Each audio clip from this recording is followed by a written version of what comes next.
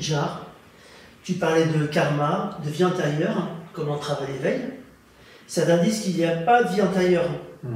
Comment, toi, vous voyez ça? Oui, oui, oui. C'est une question très très intéressante. En fait, dans les traditions d'Orient, la notion de vie antérieure est acquise, même dans le peuple, en fait. Hein, et pas seulement, même dans la tradition juive, il y a une notion de vie antérieure. Par exemple, lorsqu'on pose la question au Christ, une femme a épousé les 7 frères d'une même famille. De qui sera-t-elle l'époux dans la vie éternelle, l'épouse dans la vie éternelle?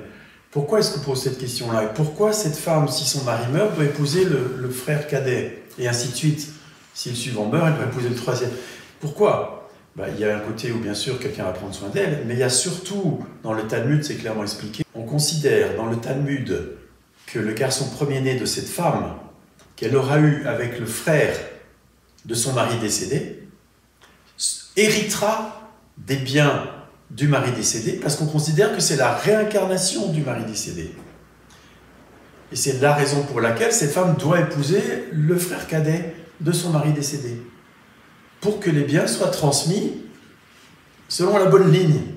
C'est-à-dire qu'on parle, sans le savoir, il y a une notion de vie antérieure dans la tradition juive.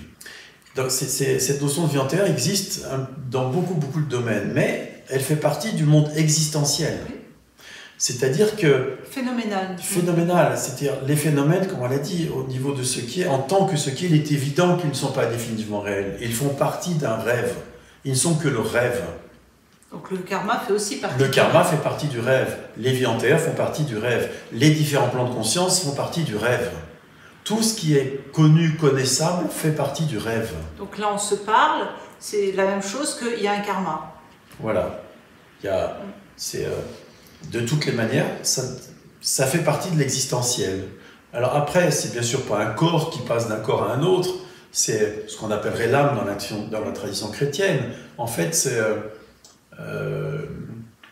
comment pourrait-on dire, les empreintes psycho-émotionnelles, psychiques et émotionnelles qui demeurent et qui passent d'un organisme à un autre. Non résolu. De vie antérieure à vie future. Bien sûr, il y a un côté gênant dans la notion de vie antérieure parce que ça implique aussi des vies futures. Et parfois, on n'a pas envie de revenir. Et puis, celle-là, elle est comme ci, comme ça, comment sera la suivante? On peut s'en inquiéter, etc. Mais il se trouve que dans les traditions, c'est comme ça. Et pour avoir accompagné plusieurs centaines de personnes il y a longtemps à retrouver des vies antérieures, ou plutôt la cause de leurs problèmes du présent dans des vies antérieures, j'ai pas de meilleure explication que la notion de vie antérieure. Et je voudrais rajouter quelque chose qui est important d'entendre, c'est que ça n'est pas personnel. Oui. Ça n'est pas moi qui me réincarne. Il n'y a pas de moi. Il n'y a personne dans le corps. Aussi, c'est sur une trame de temps, il y a des empreintes dans des corps, mais c'est pas personnel tout ça. Et dans la psychologie classique, il y a toujours l'idée d'un moi par rapport à ça. C'est moi qui me réincarne, c'est moi qui me réincarne, j'ai une âme et je me réincarne. Il n'y a pas de moi. Et donc c'est moi qui ai été un tel dans la vie passée, etc. En fait, il n'y a pas de moi, oui. Ce sont des programmes, on pourrait dire. C'est un programme qui doit arriver à son terme. D'ailleurs, parler du karma comme ça, c'est un bon exemple pour réaliser qu'il n'y a pas de moi. Parce que, en fait... lorsque l'enfant naît, il y a déjà des empreintes de ça. Il ne naît pas vierge, l'enfant. C'est la raison pour laquelle il n'y a pas de moi, parce qu'il naît déjà avec quelque chose. Donc, il n'y a personne pour faire ça. Et ça va se jouer dans la vie de cet organisme tout au long de sa vie, à moins qu'il y ait un éveil et des prises de conscience. Mais en tout cas, ça se joue comme ça. Et c'est un des moyens pour voir qu'il n'y a pas de moi, en fait, réellement. Ouais. Et après, évidemment, dans le... Ah oui, vas-y. Oui. On parlait des entraves aussi. Oui. Évidemment, dans la vie quotidienne, on va dire je vais aller à tel endroit, je vais rencontrer telle personne, etc. Comme s'il y avait un moi. En fait, c'est juste une facilité langagière. On ne va pas dire l'organisme un tel va se déplacer jusqu'à tel endroit ou on va prendre des raccourcis qui s'appellent je, tout simplement. Et en fait, il n'y a que ce qui est. Donc, on peut toujours s'en dire je. C'est ce qui est qui dit je, et rien d'autre. Alors ça c'est important aussi, excuse-moi, juste pour cette chose-là. Ce qui est important, c'est qu'est-ce qui est vécu à l'intérieur. Parce qu'on peut dire je, on peut dire ça. Si ce qui est vécu est ce qui est, il n'y a pas de souci.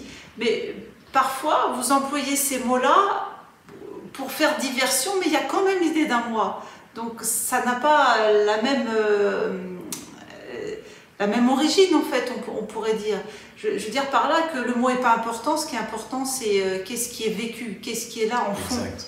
Et lorsqu'on dit « je me suis incarné dans telle vie, je me suis réincarné dans telle autre », en fait, là, on parle d'un programme spécifique qui ne s'applique même pas à cet organisme, parce que le programme, il est avant l'organisme. C'est le programme qui s'incarne dans un organisme, et puis dans un autre, etc. Un programme mental. Un programme psycho-émotionnel, mental. Et en fait, si on voit ça du point de vue de ce qui est, il est incarné dans tous les organismes, il n'y a que ça, il n'y a que ce qui est. Donc ça ne mange jamais, en fait. Et en même temps, on mange toujours, puisqu'il n'y a personne. Donc on ne peut pas dire « je ». Voilà, il y a une dialectique là qui ne sera jamais résolue, mais qui est très intéressante parce que ces vies antérieures, enfin ce qu'on appelle vie antérieure à défaut de mieux, ce programme qui s'affine, on pourrait dire, de vie en vie, peut avoir dans son système un bug, on pourrait dire, puisqu'on parle de programme, qui fait que l'éveil ne pourra pas avoir lieu. Par exemple, ce qu'on a souvent rencontré avec Marion, ce sont des gens qui ont vécu des vies monastiques, où il faut se faire petit, tout petit, l'humilité, mais une humilité personnelle. Alors il faut se faire tout petit. Et on ne peut jamais être l'équivalent de Dieu. Presque on ne peut pas incarner une étincelle de Dieu, puisqu'on doit être petit, petit, petit. Et si on incarne une étincelle de Dieu, on est trop grand. Donc c'est pas possible. Et alors évidemment, lorsque nous on leur dit tu es ce qui est, il n'est que cela et tu es cela, c'est pas possible. Voyez-vous. Et ça c'est aussi avec les musulmans, c'est très fort. Il n'est de Dieu que Dieu. Alors dans ce cas-là, il est impossible d'atteindre cela, même de l'approcher. Parce que c'est blasphématoire. C'est la raison pour laquelle d'ailleurs le Christ a été crucifié. On considérait qu'il blasphémait, tout simplement.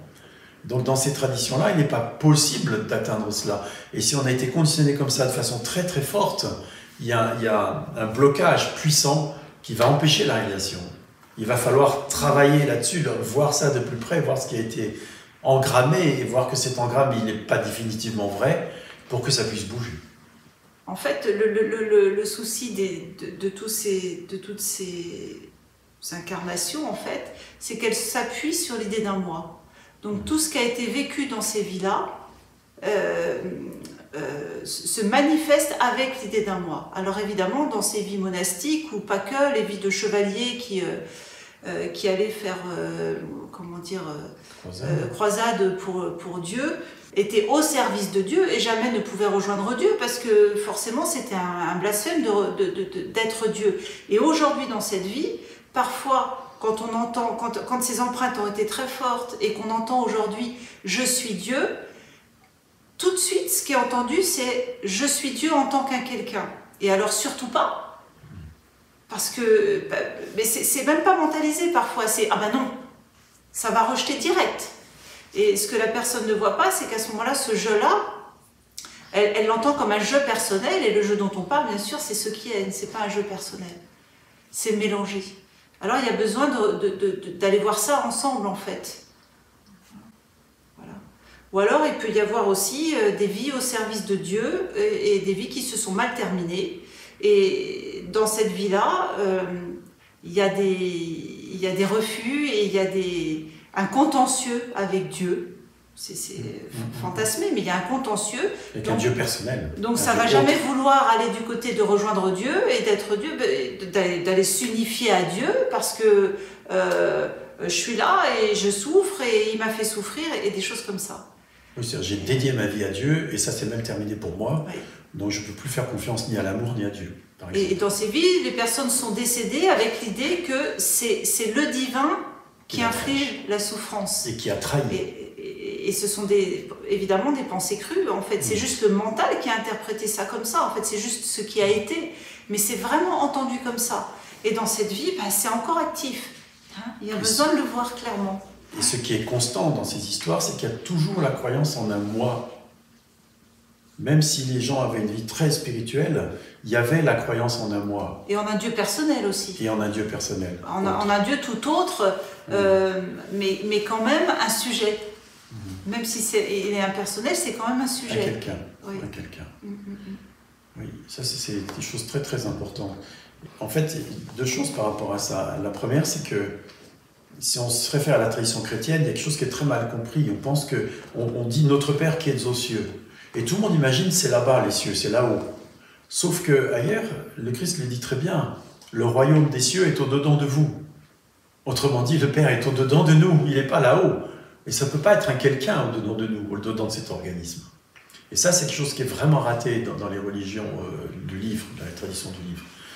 Et l'autre chose que je tiens à dire, c'est que c'est cette idée d'un moi qui pose problème. C'est-à-dire qu'il y aura un karma tant qu'il y aura l'idée d'un moi. Parce qu'à partir du moment où il y a l'idée d'un moi, il y a l'idée c'est moi qui fais les choses. Ou qui ne les fait pas. Récupération des fruits de l'action. Et donc, il y a récupération des fruits de l'action. Il y a l'idée que c'est moi qui ai agi comme ça. Oh, super. Ou alors, c'est moi qui fais comme ça. Oh la vache, j'aurais jamais dû faire ça. Et dans les deux cas, il y a récupération des fruits de l'action. Il y a l'idée que c'est moi qui ai fait et que les résultats sont liés à moi. Et c'est ça le karma. S'il n'y a pas d'idée d'un moi et s'il n'y a pas cette récupération des fruits de l'action, il n'y a plus de karma.